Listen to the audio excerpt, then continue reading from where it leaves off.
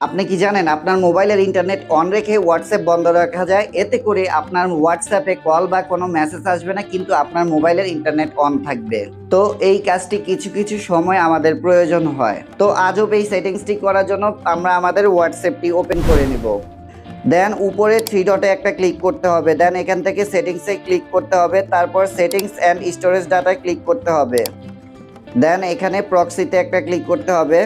তারপর set up proxy এখানে একটা ক্লিক করতে হবে। দেন এখানে প্রক্সি হোস্ট দিতে হবে 1.1.1। এরপর চ্যাট পোর্ট এখানে একটা ক্লিক করে সেভ করে দিতে হবে। দেন মিডিয়া পোর্ট এখানে ক্লিক করে সেভ করে দিতে হবে। তারপর নিচের দিকে সেভ এখানে একটা ক্লিক করে দেব। দেন এখান থেকে ব্যাকে এসে এটাকে আমরা অন করে দেব।